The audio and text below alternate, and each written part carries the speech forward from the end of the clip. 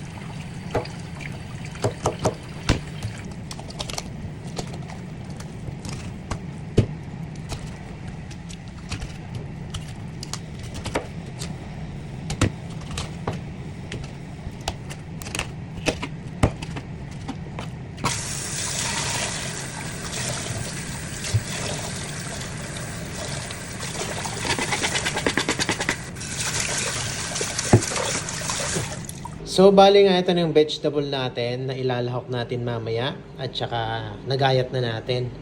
So, prito na natin to.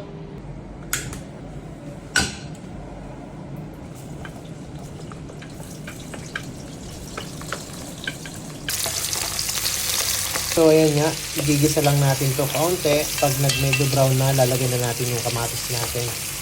So, medyo okay na nga ito. Huwag nating pagkasunugin kasi masisira yung aroma. So, lagyan na natin to. Kamatis. So, dito nga, igigisa lang natin siya hanggang mag-sauce siya. Hanggang mag-pink color. Yan.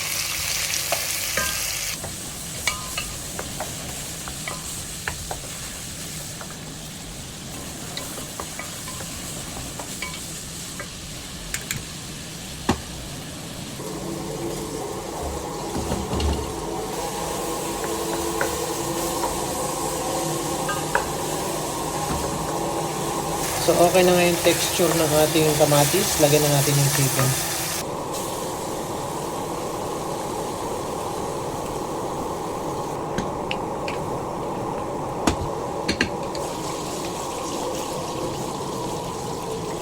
So, lagay tayo ng tomato paste. Siyempre, ketchup.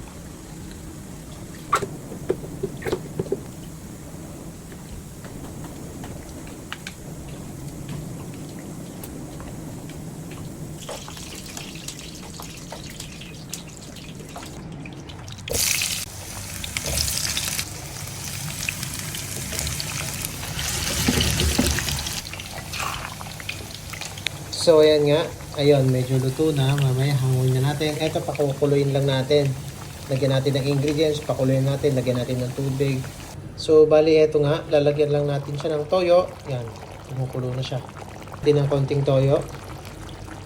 Tapos, syempre, lagyan natin ng peanut butter.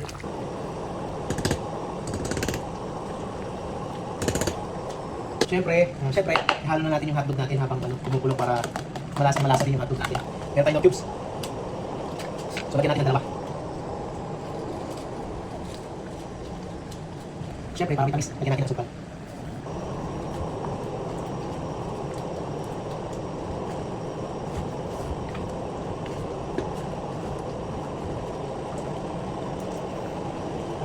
So, ito nga, balikan natin after 10 to 15 minutes para ilahok yung gulay natin. So, bali maglalagay pala tayo ng sweet relish. Pampasarap din to, pampatamis.